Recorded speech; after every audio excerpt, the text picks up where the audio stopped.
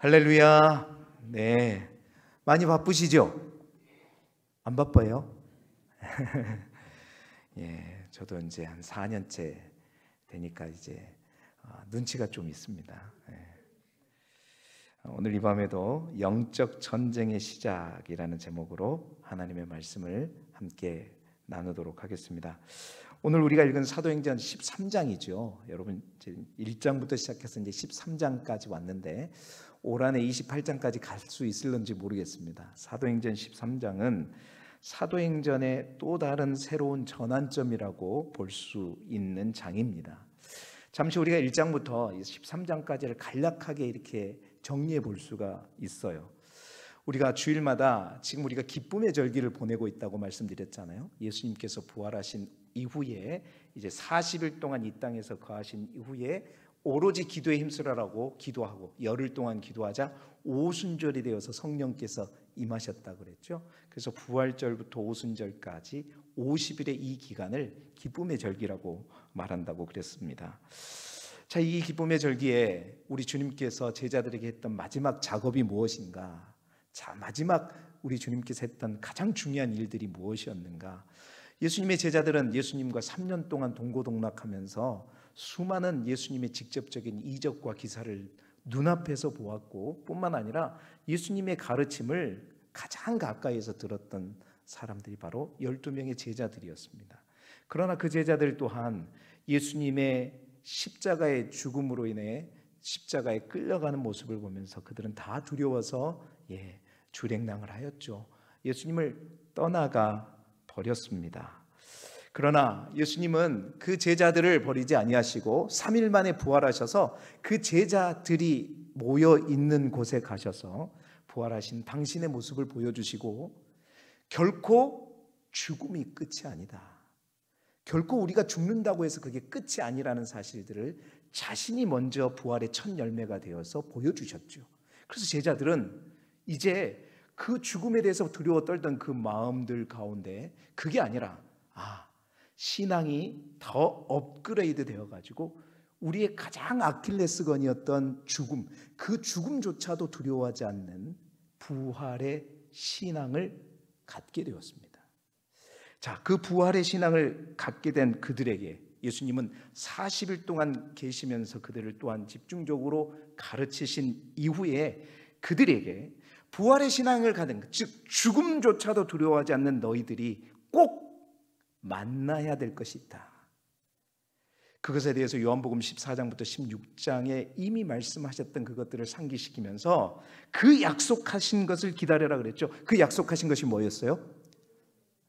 보혜사 성령. 지난 주일날에 엄청 잘 들으셨던 것 같아요. 보혜사 성령님이셨습니다. 자, 그래서 그 부활의 신앙과 정말 여러분 우리의 신앙은요 이 두 가지가 합해져야 될 줄 믿습니다.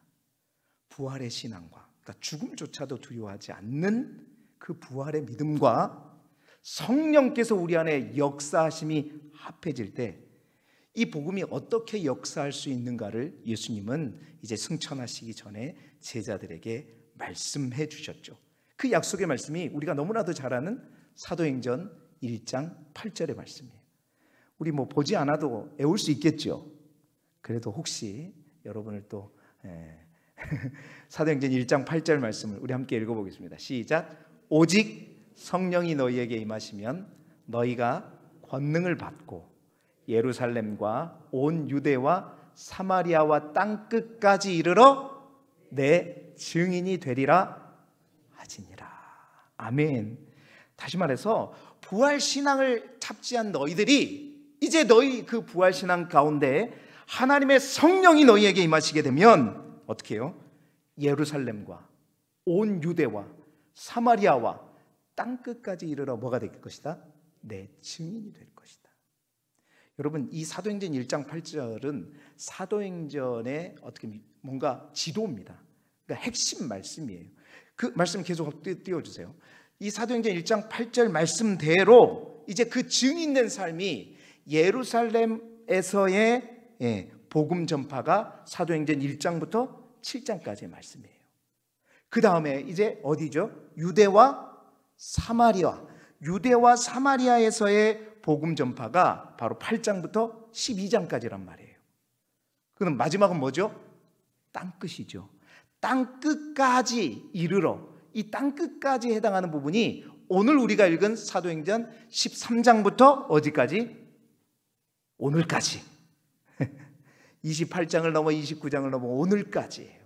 사도행전 13장부터 땅끝까지의 복음 전파가 시작되는 장입니다. 그래서 여러분, 사도행전 13장은 굉장히 또 하나의 큰 전환점이 되는 장이라고 볼 수 있는 것이죠. 이 전환점에서 이제 바울을 중심으로 하는 전대 여행이 시작됩니다. 이제 조금 복잡해지는 내용이 시작되는 거죠. 그 사도 바울이 공식적인 세 차례의 전도 여행을 중심으로 복음이 어떻게 땅끝까지 이렇게 이르게 되는 것인가를 구체적으로 기술하고 있는 복음의 역사가 바로 사도행전 13장부터 끝까지의 내용인 것이죠. 그 가운데 1차 전도 여행이 어디까지냐? 13장부터 15장 35절까지입니다. 바로 이것이 바울의 1차 전도 여행의 기록인데요, 오늘 우리가 읽은 본문의 말씀은 바로 그 바울의 1차 전도 여행이 어떻게 시작되었고 그 첫 번째 선교지인 구브로에서 어떤 일이 일어났는지를 소개하고 있는 내용이 바로 오늘 우리가 읽었던 1절부터 12절까지의 내용인 것이죠. 사랑하는 성도 여러분, 사도행전에 기록된 역사를 통해서 우리가 분명히 알 수 있는 것은 무엇입니까? 부활의 신앙과 성령의 역사가 동반되면 반드시 믿음의 사람들에게 일어나는 역사가 뭐냐면 다름이 아니라 반드시 일어나는 건 뭐냐? 예루살렘과 온 유대와 사마리아와 땅끝까지 이르러 뭐가 된다? 내 증인이 된다. 여러분, 부활의 신앙과 성령께서 함께 역사하시게 되면 반드시 나타나는 현상이요, 뭐냐면 증인된 삶을 사는 겁니다. 그것이 나타나지 않는다는 것은 둘 중에 하나가 아직 안 됐다는 거예요. 둘 중에 하나가 되면 반드시 나도 모르는 사이에 나를 알리는 것이 아니라 누구를? 나를 통해서 부활하신 예수 그리스도, 다시 말해서 복음을 증거하게 된다는 거예요. 내가 예수를 그리스도를 믿지만 여러분의 자녀들이 여러분을 보면서도 도대체 하나님이 살아계신다는 것을 전혀 알고 믿지 못하고 있다면 여러분 자신을 분명히 점검해 보시기 바랍니다. 내가 부활하신 주님을 만났는가? 아니면 성령이 내 안에 역사하고 있는가? 성령 충만한가? 여러분, 분명하게 부활의 신앙과 성령 충만의 역사가 결합되면 그것은 증인된 삶으로 나타나는데, 그 증인된 삶조차도 어떻게 나타나느냐? 우리의 한계를 뛰어넘는다는 거예요.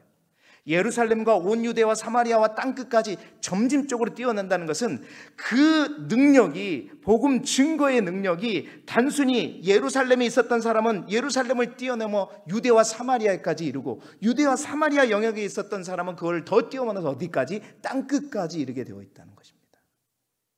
이것이 우리 주님께서 부활의 신앙과 더불어 성령을 이 땅에 보내신 목적이었지요. 사랑하는 성도 여러분, 내 증인이 되리라. 우리 교회가 정말 증인된 삶을 살아가는 교회요, 우리 모두가 될 수 있기를 주님의 이름으로 축원합니다. 그렇습니다. 저는 50일 기도학교를 통해서 우리 교회가 더욱더 간절히 기도하고 기도의 등불을 밝히는 것이지만, 그래서 우리가 복음의 능력으로 충만해지는 것이지만, 성령으로 충만해지는 것이지만, 저는 갑작스럽게 기쁨의 절기를 통해서 성령을 여러분에게 전하고자 하는 마음을 주신 것 또한 성령인 줄 믿습니다. 성령 강림절에 성령을 얘기하면 되는 거거든요. 근데 기쁨의 절기 동안에 계속해서 성령에 대해서 하나씩 여러분과 알고자 했던 그 마음을 주신 분은 분명히 하나님이시고 성령님이시다. 그리고 우리 안에 있는 뜨거운 기도의 열정과 부활의 신앙, 그리고 우리 교회가 정말 성령님에 대해서 제대로 알고 그 다음에 우리가 가야 될 것이 무엇인가? 하나님께 묻자라는 거예요. 성령님께 조명을 받자는 겁니다. 여러분, 우리가 가야 할 것이 무엇일까요? 복음은 결코 우리 안에 머물러 있지 않습니다. 우리가 준비되고 충만하게 되면 반드시 그것은 흘러 넘치게 되어 있는 것이고, 흘러 넘치는 것은 성전 문지방을 넘어 저 죽은 사회를 살려내는 것이죠. 정말 우리 교회가 사도행전에 있는 이 놀라운 역사처럼 우리 교회를 넘어 우리의 마을들을 넘어 고흥 군을 넘어 정말 전라남도를 빛내는 영적인 생태계를 회복시키는 하나님의 교회가 되기를 주님의 이름으로 축원합니다. 여러분, 그런 의미에서 오늘 우리가 보고자 하는 사도행전 13장에 있는 역사는 이제 우리 교회가 이 시대를 새롭게 써내려가야 할 우리의 사도의 행전을 어떻게 우리가 기록해야 될 것인가라는 차원에서 보게 되면 굉장히 의미 있고 도전이 되는 말씀들이라는 것이죠. 오늘부터 이제 오랫동안 바울의 3차 전도 여행까지 함께 살펴보게 될 텐데요. 이 전도 여행을 통해서 우리가 진정 이 시대를 향한 하나님의 뜻을 발견하고, 하나님이 이 시대에 원하시는 사도행전적인 교회, 사도행전에 있는 신앙인의 모습으로 우리 모두가 성장하고 준비되고 나아갈 수 있기를 주님의 이름으로 축원합니다. 자, 주님께서 이러한 증인된 삶을 위해 부활의 신앙과 성령 충만을 반드시 거치게 하시는 이유가 있다는 거죠. 왜냐? 그것은 다름 아닌 이 증인된 삶, 선교라고 하는 것, 복음을 증거하는 삶은 다름 아닌 오늘 말씀의 제목대로 영적인 전쟁이기 때문입니다. 이 싸움은 혈과 육의 싸움이 아니라는 거예요. 힘과 힘의 싸움이 아니라는 겁니다. 영적인 전쟁이다. 오늘 첫 번째 선교지였던 구브로의 선교를 통해서도 우리는 그러한 모습을 분명히 볼 수 있는데요. 영적인 선교의 영적인 전쟁이 이제 비로소 사도행전 13장을 통해서 이제 본격적으로 시작됩니다. 선교, 복음 증거의 삶, 하나님의 선교에 있어서 영적 전쟁이기에 그렇다면 반드시 필요한 것이 무엇인가? 영적 전쟁인 선교에 반드시 필요한 것이 무엇인가? 우리가 오늘 세 가지로 더불어 함께 살펴보면서 그 세 가지를 갖추고 준비하는 우리 모두가 되기를 소망합니다. 자, 영적 전쟁이기에 하나님의 선교를 감당하는 교회와 우리가 반드시 먼저 필요한 것이 뭐냐? 첫 번째로는 보내는 선교사가 필요하다는 겁니다. 보내는 선교사가 필요하다. 보내는 선교사라는 말은 여러분 잘 아시잖아요. 후방의 지원이 필요하다는 겁니다. 우리가 오늘 바울의 1차 전도에 있어서 1차 전도 여행에 있어서 가장 먼저 주목할 것은 파송되는 바나바와 사울, 이 두 사람보다 먼저 그들을 파송하는 안디옥 교회의 모습을 주목하고 있다는 사실입니다. 우리는 이미 11장의 사도행전 말씀을 우리가 함께 강해를 할 때 안디옥 교회가 이방인 최초의 교회로 세워지면서 그 교회가 어떠한 모습으로 이 안디옥 땅에 뿌리를 내렸는지 이미 살펴보았습니다. 그때 오늘 이 13장 1절부터 3절 말씀도 제가 미리 보았어요. 그 안디옥 교회는 어떠한 교회였습니까? 고난에 매이지 않는 교회였죠. 또한 그 안디옥 교회는 오늘 사도행전 13장 1절에 있는 말씀처럼 신분에 매이지 않았습니다. 다양한 사람들이 함께 모여서 하나가 된 교회였다는 거죠. 뿐만 아니라 사람과 물질에 매이지 않는 교회였습니다. 제가 그 말씀을 드렸잖아요. 이제 막 개척한 교회가 이제 자리를 잡아가고 있는데 그 교회 주축이 있던 담임 목사와 부목사를 선교사로 파송하는 거, 그게 쉽냐는 거죠. 뿐만 아니라 이 안디옥 교회는 예루살렘에 어려움이 있자 이제 개척한 교회가 예루살렘 교회를 돕기 위해서 재정을 쏟아부었던 교회가 안디옥 교회였잖아요. 그러니까 사람과 물질에 매이지 않는 교회가 안디옥 교회였다.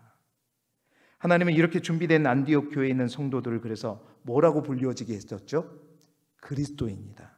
그 그리스도인이란 말은 다름이 아니라 작은 예수란 말이에요.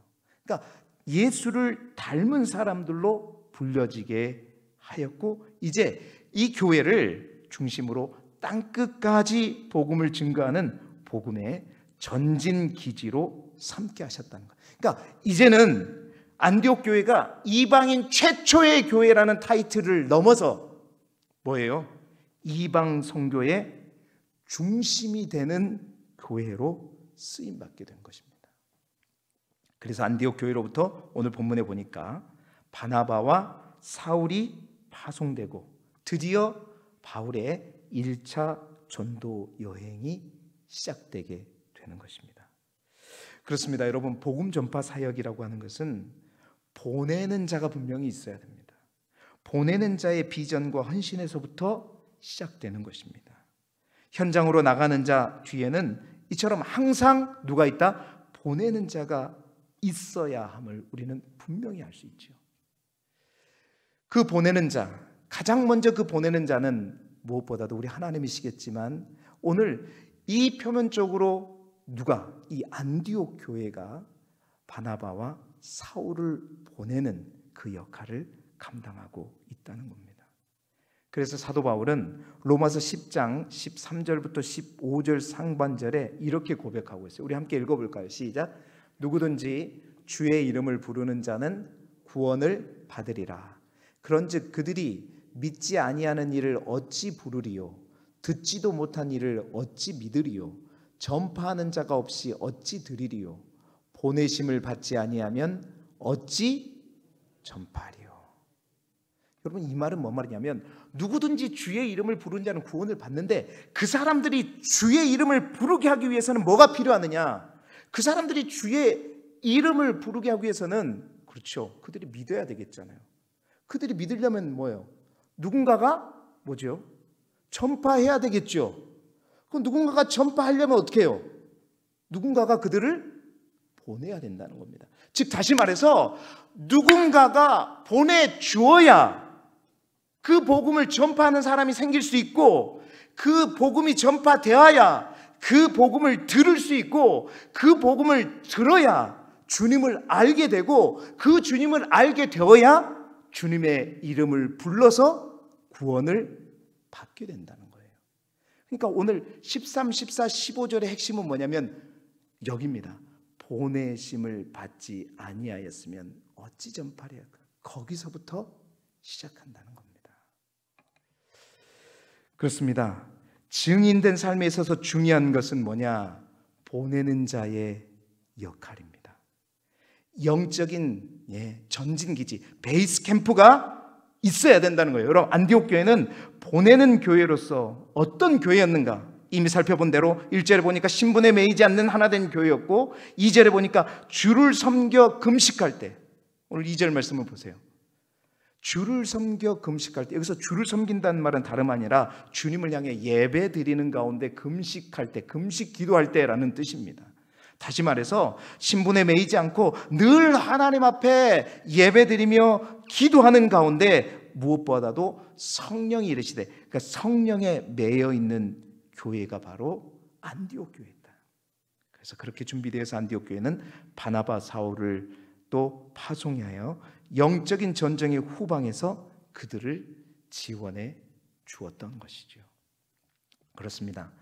여러분, 우리 실제 전쟁에 있어서도 중요한 것은 전방에 나가 싸우는 군인들을 후방에서 지원하고 또 후원하는 병참 내지는 군수 지원이 반드시 필요한 것입니다.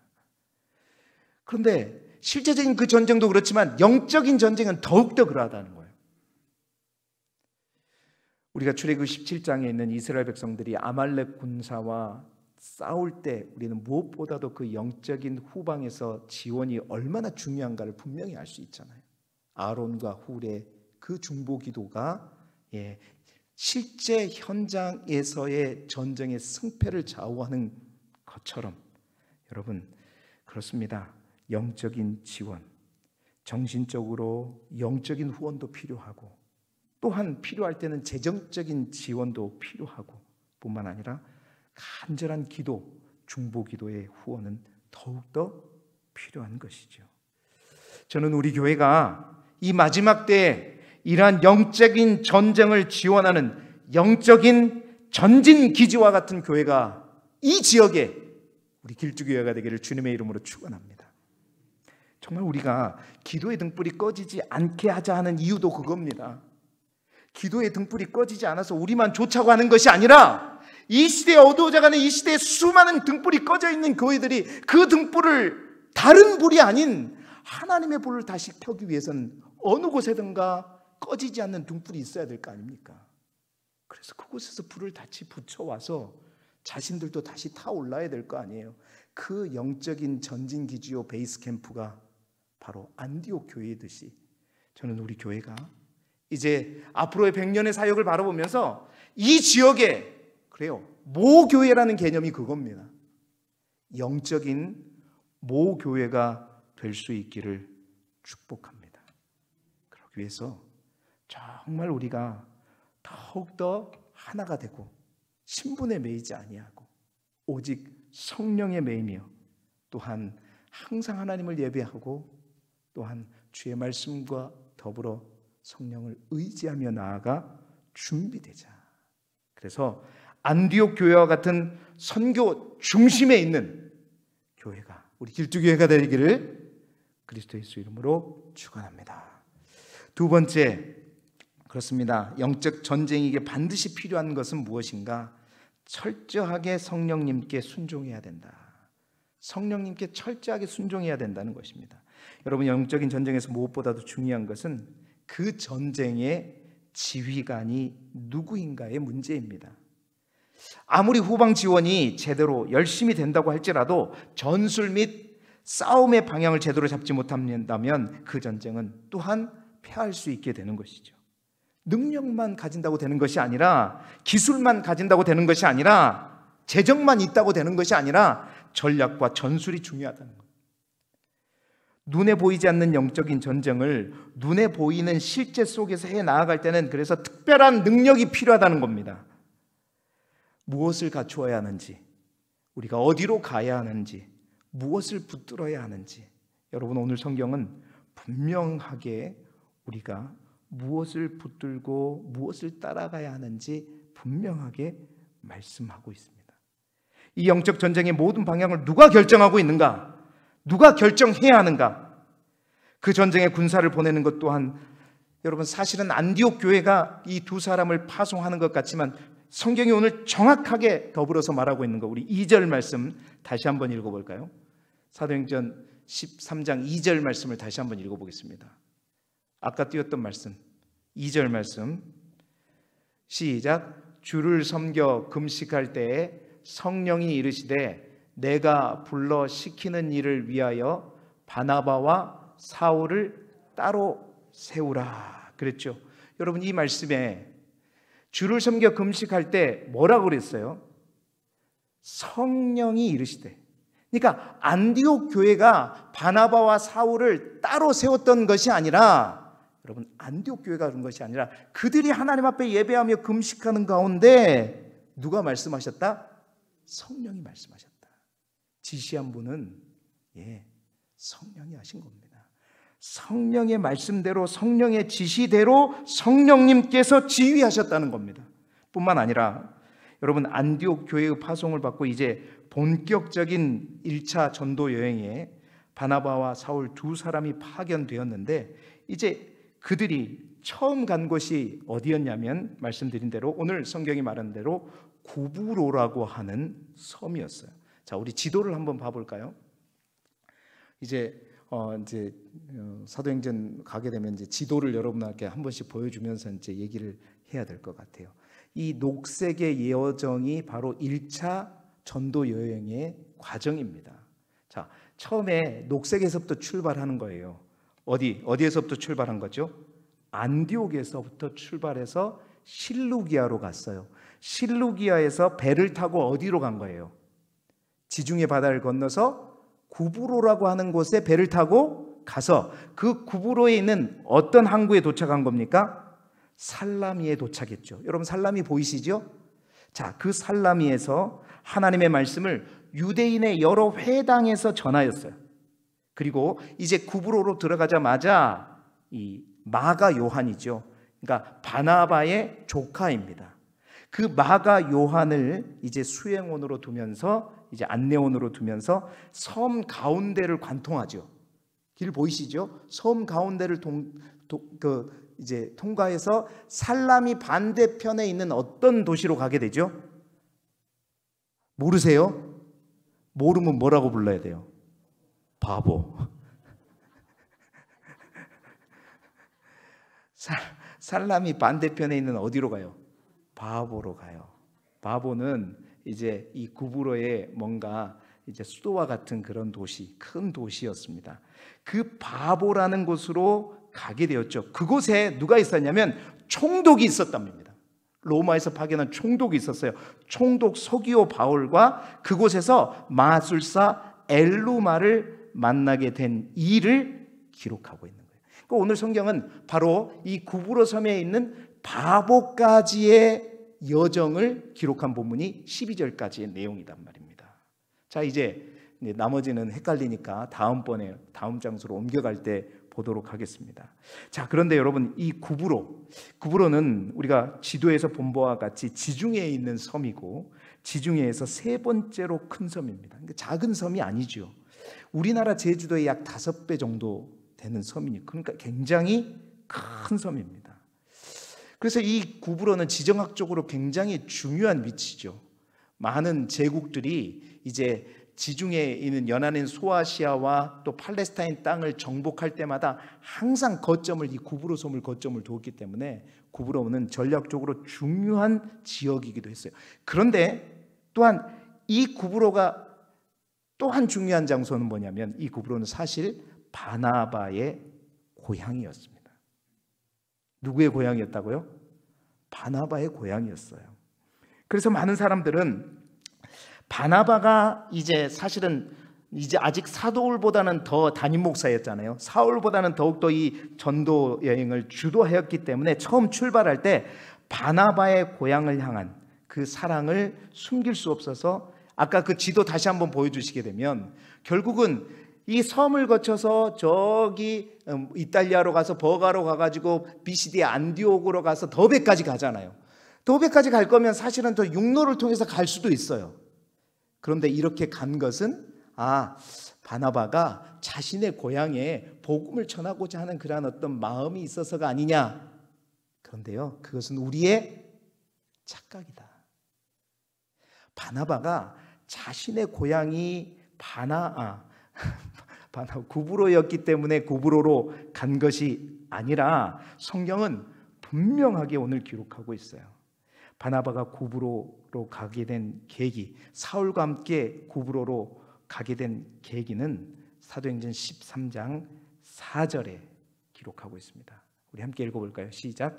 두 사람이 성령의 보내심을 받아 실루기아에 내려가 거기서 배 타고 구브로로 가서, 고향이기 때문이 아니라 누가 보냈다고요? 성령이 보냈다는 겁니다. 여러분, 안디옥 교회에서 바나바와 사울을 떠나라고 파송하라고 보낸 것도 안디옥 교회가 아니라 누구였어요? 성령께서 하셨고, 또한 성령께서 저 육로가 아닌 바닷길로 해서 구브로를 해서 돌아가라고 말씀하신 분도 바나바가 자기 고향이었기 때문에 돌아간 게 아니라 누가? 성령의 보내심을 받았기 때문입니다. 여러분, 영적 전쟁에, 특히 선교에 증인된 삶의 대장은 누구냐? 지휘관은 누구냐? 여러분, 파송하는 교회도 아닙니다. 파송받은 선교사도 아닙니다. 누구라고요? 성령입니다. 여러분, 이것을 가리켜 선교 용어로 하나님의 선교라고 합니다. 선교의 주체는 보내는 교회도 아니고 가는 선교사가 아니라 모든 선교의 시작부터 끝은 누가 지휘하고 누가 역사하느냐? 하나님이 하신다. 성령님이 하시는 것입니다. 여러분, 우리가 영적 전쟁에 있어서 증인된 삶을 사는 데 있어서 가장 먼저 기억할 것이, 그래서 성령의 조명을 받는 것입니다. 왜 예수님께서 부활의 신앙 그것만 있으면 될 것 같았는데 왜 성령을 기다려라 그랬는가? 왜 약속하신 그 성령을 기다리라고 했는가? 열정만 있으면 안 된다는 겁니다. 열망만 있으면 안 된다는 거예요. 열심만 가지고 되는 것이 아니라는 겁니다. 이 영적인 전쟁에서는 우리가 볼 수 없기에, 깨달을 수 없기에 반드시 조명하심이 필요해요. 조명하시라는 것은 갈 길을 보여주시는 것입니다. 안내해 주시는 겁니다. 그래서 성령을 기다리라는 거예요. 그래서 여러분, 성령의 역할들이 여러 가지가 있다면 이런 조명의 역할입니다. 그렇습니다. 증인된 삶은, 선교는 힘으로 되는 것이 아니고 능으로 되는 것이 아니라 오직 여호와의 영으로 되는 줄 믿습니다. 구브로가 바나바의 고향이어서 간 것이 아니라 성령께서 보내셔서 간 것이다. 영적 전쟁의 지휘관은 그렇습니다. 우리 하나님이시고 성령님이시다. 정말 우리 교회가, 우리 모든 성도들이 그래서 우리 성령님을 더욱더 사모하고 성령 충만해지시기를 주님의 이름으로 축원합니다. 여러분, 우리의 인생의 주인 또한 결국 마찬가지입니다. 내가 아니다라는 사실을 우리가 빨리 깨달으면 깨달을수록 복된 삶을 살아가게 될 줄 믿습니다. 성령님께 온전히 우리의 삶을 내어드리고 정말로 세상 많은 사람들이 가는 길로 가는 것이 아니라 세상에 의해 끌려가는 인생이 아니라 세상 사람들이 유혹하는 넓은 길, 큰 길이 아니라 좁고 험한 길일지라도 성령이 가라 하시면 가는 길, 그 길이 복된 길이고 그 길이 하나님이 원하시는 길이고 그 길 끝에 우리 주님이 기다리고 계실 줄 믿습니다. 우리 모두가 성령을 대장 삼아 영적 전쟁에서 성령의 명령에 순종하며 따라가는 우리 모두의 삶이 되시길 주님의 이름으로 축원합니다. 마지막으로 영적 전쟁에 있어서 꼭 필요한 건 뭐냐? 복음의 능력으로 싸워야 한다는 것입니다. 여러분, 오늘 성경은 영적 전쟁에서 우리의 진정한 무기가 무엇인가를 말해주고 있습니다. 바나바의 고향으로 갔지만 그곳에는 복음의 방해자인 마술사 바예수가 있었습니다. 바예수라는 바는 누구누구의 아들이라는 뜻입니다. 그래서 바예수란 말의 뜻은 예수의 아들, 다시 말해서 구원의 아들이라는 것이에요. 그러나 그의 이름과는 정반대로 그는 어떤 사람이었냐? 구원의 역사를 방해하는 일을 하면서 살았습니다. 7절을 보니까 그가 총독 서기오 바울과 함께 있었다고 합니다. 즉 그는 일종의 왕실의 마술사 같은 사람이었습니다. 그는 총독 옆에서 항상 거짓 예언을 하면서 많은 사람들을 미혹해서 하나님의 뜻과 반대되는 죄악의 길로 인도하고 그것을 통해서 부와 권력을 유지했던 사람이 누구냐? 바예수였다는 겁니다. 그러나 참 감사하게도 서기오 바울 총독은요, 지혜 있는 사람이었다고 성경은 기록하고 있죠. 그래서 바예수의 말에 현혹되어서 그 삶에서 벗어나 왔던 바울과 또 바나바를 불러다가 하나님의 말씀에 귀를 기울이기 시작하자 이제 바예수가, 이 마술사가 자신이 누리던 그 특권을 잃게 될 것을 두려워해서 총독이 바나바와 또 사울을 대적하고 그들의 말을 믿지 못하도록 계속해서 방해했죠. 그래서 현혹시켰습니다. 이제 본격적인 영적인 전쟁이 시작된 것이죠. 자, 그러고 있을 때 그러한 바예수 엘루마를 바라보고 바울이 어떻게 했는가? 오늘 우리가 성경에서 주목할 것은 바로 여기입니다. 9절 말씀이죠. 9절 말씀 우리 다시 한번 읽어볼까요? 시작. 바울이라고 하는 사울이 성령을 충만하여 그를 주목한다. 그러니까 마술사 엘루마, 그 바예수를 바라보고 바울이라고 하는 사울이 성령이 충만해서 그를 주목했다는 말은 무슨 말이에요? 째려봤다는 거예요. 이런. 근데 여러분, 이 말씀 가운데 우리가 먼저 주목해야 할 한 단어가 있습니다. 그것이 뭐냐면 바울이라고 하는 사울입니다. 여러분, 사도행전에 우리가 아는 그 바울의 원래 이름이 뭐였어요? 사울이잖아요. 사울이 처음 등장해서 바울이라는 이름이 처음 사용된 데가 어디냐면 바로 여기입니다. 사도행전 어찌? 13장 9절. 이때 처음으로, 계속 그 전까지는 뭐였어요? 바나바와 사울, 사울, 청년 사울, 다 사울이었어요. 그런데 여기에 처음으로 바울이라고 하는 사울이 등장하면서 이 다음부터 뭐가 돼요? 이제 사울이 사라지고 바울로 기록되기 시작합니다. 자, 그런데 왜 사울이 바울이 되었는가? 그 증거가 그 뒤에 있어요. 뭐라고 그랬어요? 성령이 충만하여. 여러분, AD 32년에 사울이 청년으로 처음 등장해서 오늘 이 자리가 AD 47년, 다시 말해서 사울이 하나님을 알지 못하고 믿는 그리스도인을 핍박했던 그 사울이 바울이 되기까지 15년이 걸렸어요. 그런데 그 15년이 걸리면서 그는 예수 믿는 자를 핍박하는 자에서 뭐가요? 성령 충만한 바울로 바뀌기 시작하자. 여러분, 그가 그 마술사 엘르마를 강력하게 책망하면서 11절에 뭐라 그러냐면 11절 말씀 함께 읽어보겠습니다. 시작. 보라, 이제 주의 손이 내 위에 있으니 내가 맹인이 되어 얼마 동안 해를 보지 못하리라 하니 즉시 안개와 어둠이 그를 덮어 인도할 사람을 두루 구하는지라. 이 말은 그 거짓 선지자를 향해 예수 그리스도 이름으로 선포하는 거죠. 성령 충만해가지고 선포하는 겁니다. 네가 즉시로 뭐가 될 것이다? 맹인이 될 것이다. 그랬더니 즉시 뭐예요? 안개와 어둠이 그를 덮어버렸다. 그러니까 아무것도 안 보이게 됐다는 말이죠. 그러면서 인도할 사람이 없으면 걸어갈 수 없는 지경이 되어버렸다는 거예요.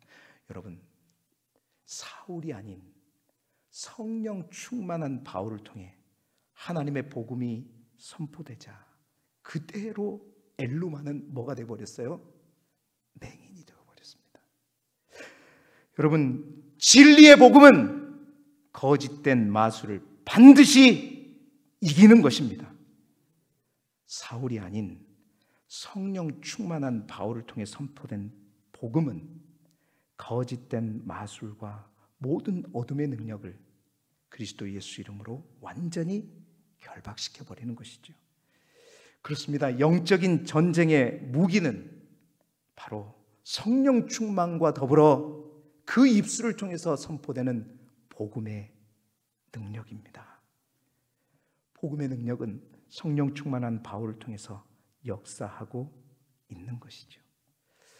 저는 우리 교회 많은 성도들이 가장 먼저는 사울에서 먼저 바울이 되기를 소망하고, 그 당시 엄청난 능력을 가지고 있는 사람들을 미혹했던 마술사 바예수는 오늘 본문에 나오는 성령 충만한 바울에 의해서 완전히 제압되고 말았죠. 여러분, 지금 또한 복음을 방해하는 마술사를 노려보며 또 선포하는 바울처럼 성령 충만한 가운데 영적인 전쟁을 치러야 할 때인 줄 믿습니다. 이 시대도 마찬가지예요.